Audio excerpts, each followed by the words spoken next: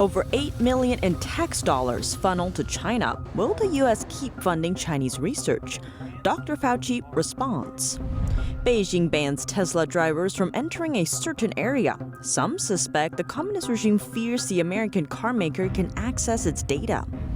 Elon Musk says he can balance his Tesla interests in China with his Twitter acquisition. On the other hand, a Chinese professional urges Beijing to destroy Musk's Starlink satellites. In one of China's biggest tech hubs, authorities give in to the demands of the people. That's after a massive protest demanding COVID-19 restrictions be eased. And another gas explosion strikes China. The accident left 23 people injured, and 3 of them with severe burns.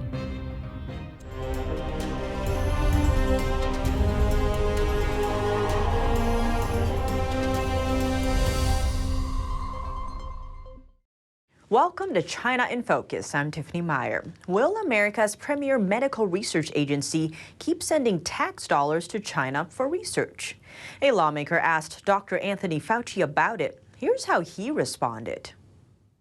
The National Institutes of Health, or NIH, has sent over $8 million tax dollars to fund research in China. Now a lawmaker is questioning Dr. Anthony Fauci whether that will stop. In a hearing, Senator Roger Marshall says among the nation's considered top threats to the U.S. To my knowledge, only China is receiving U.S. research dollars. The CCP controls their scientists and controls the release of research results they work on.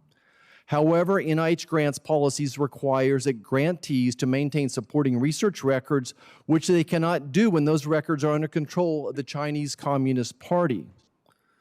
When will you, as director of NIAID, stop funding research in China?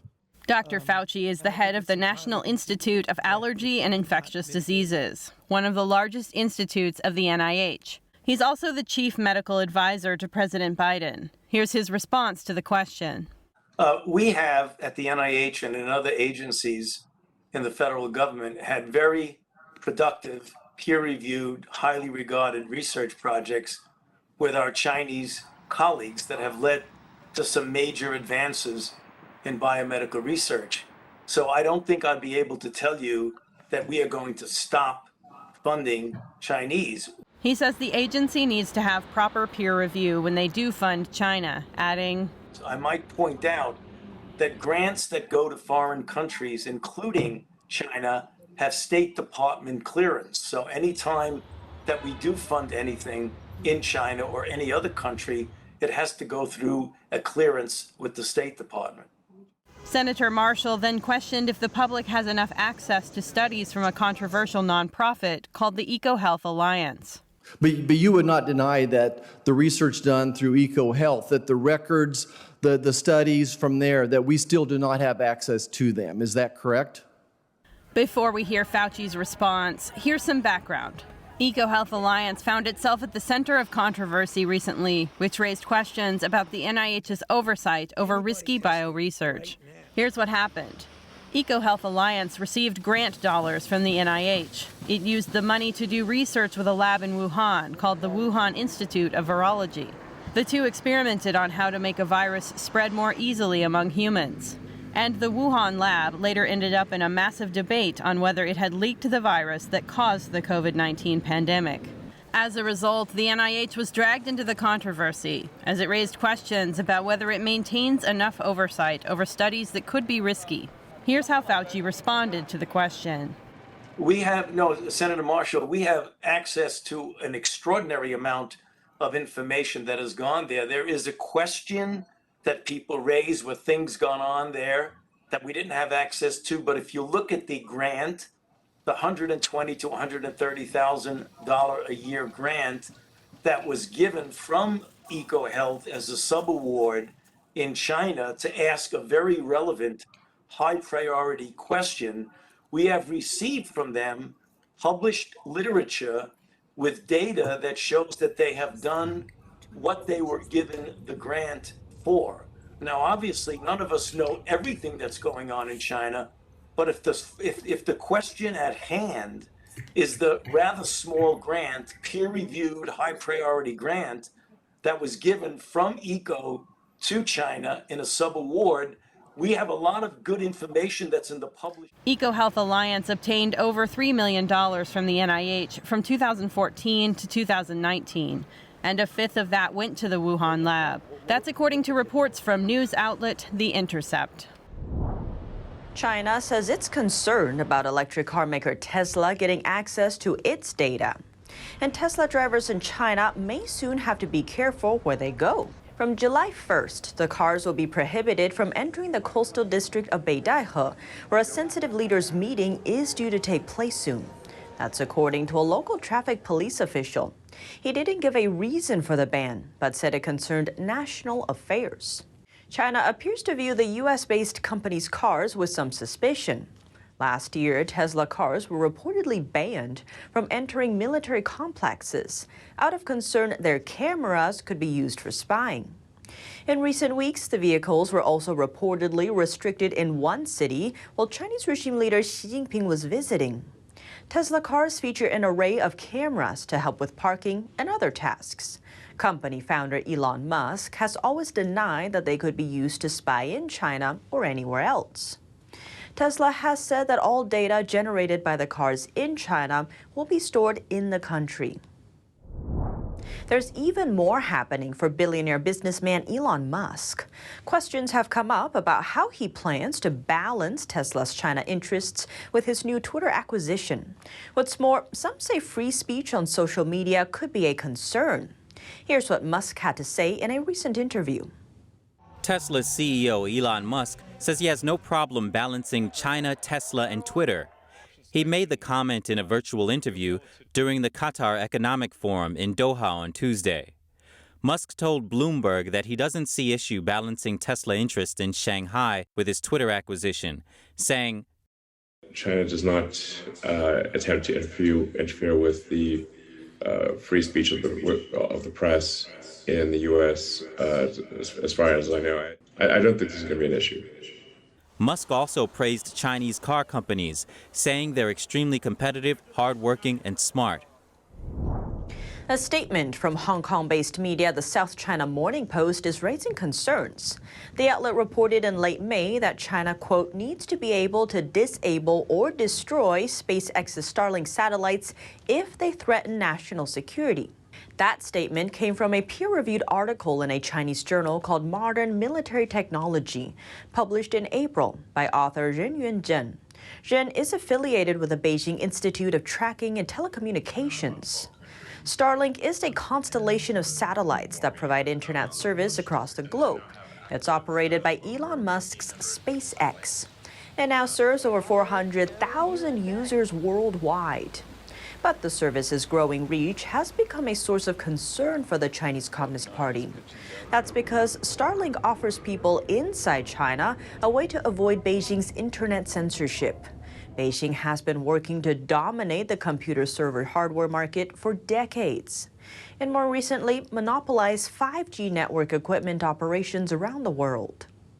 In the article, Zhen wrote, a combination of soft and hard kill methods should be adopted to make some Starlink satellites lose their functions and destroy the constellation's operating system. But does China's military, called the People's Liberation Army, have that capability? The short answer is that right now, China may not be able to shoot down enough of them to shut it down. But it does have the ability to damage large portions of this growing mega constellation. That's according to analysis from Rick Fisher, a senior fellow at the International Assessment and Strategy Center. Fisher lists several possibilities when it comes to a Chinese attack on Starlink. That's including Beijing's new space station and its potential laser or microwave weapons and satellite interceptors that could be launched before the end of this decade.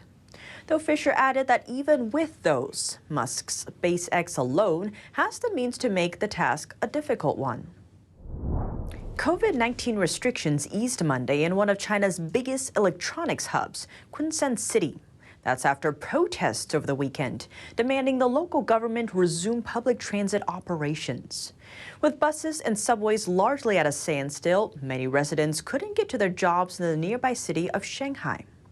NTD's Chenny Wu has the story.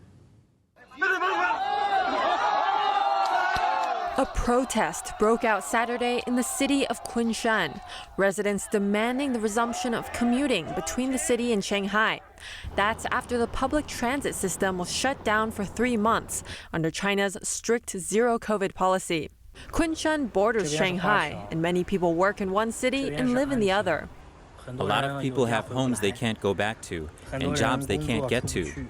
Videos on social media show a large group of people shouting unblock and commute near a barricade. Police are deployed on the scene and some protesters are arrested. The next day, authorities agreed to a conditional reopening of commuting between the two cities for people who have permanent residence or a job in Kunshan. Commuters have to register for an electronic pass and have negative test results from within 24 hours. Authorities also require commuters to travel in a closed loop between their companies and their residences. And those who pass through medium to high-risk areas will have to quarantine for 2 weeks. Kunshan, as well as other cities near Shanghai, is home to many manufacturing companies, playing a key role in China's economy and the global supply chain. Notable products such as the Apple iPhone, Mac, and iPad are assembled in the area, and it's also home to Tesla's Gigafactory. Chenny Wu, NTD News. Speaking of China, when Beijing says it wants to get rid of every last virus case in the nation, it means it. A single virus case has triggered mass virus testing and a partial lockdown in China's Shenzhen city. Authorities there mandated home isolation orders for several local communities. Shenzhen is the home of telecom gear companies Huawei and ZTE. Both of them were placed on U.S. trade blacklists over national security concerns. The city has also long been seen as a triumph for China's economic reforms. Chinese Communist Party leader Xi Jinping called it the miracle city when he visited in 2019. The city has some 18 million people and neighbors Hong Kong. In the last 4 decades, the manufacturing hub posted at least 20% of annual growth. Forecasting firm Oxford Economics predicted that the city would be the world's fastest growing city between 2020 and 2022. But China's virus-driven lockdowns seem to have caused major changes. Shenzhen's economic growth in the first quarter of this year plummeted to 2%, while its overseas shipments fell nearly 14% in March. Looking to one of Beijing's neighbors, another explosion has been set off in China, this time in the city of Tianjin. According to local media, a gas explosion occurred Tuesday afternoon local time. The accident injured 23 people, 3 of which suffered severe burns. The cause of the blast is still under investigation.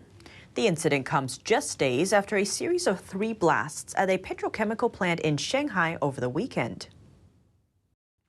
That's all for today's China in Focus on YouTube. We're now sharing a shortened version of our program here after being demonetized for more than a year. Here's what to look out for in our second half. The Chinese Communist Party's leader approved an order allowing non-war army operations. What does it mean? We asked an expert to find out.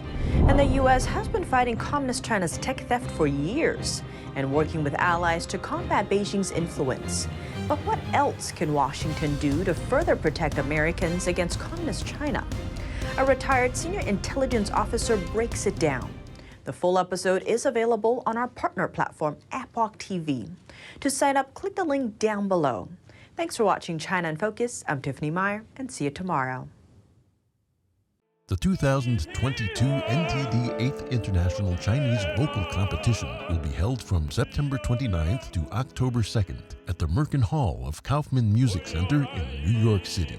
The competition is honored to have specially invited vocalists with the world-renowned Shenyun Performing Arts to serve on its panel of judges.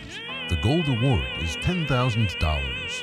For more information, please visit vocal.ntdtv.com.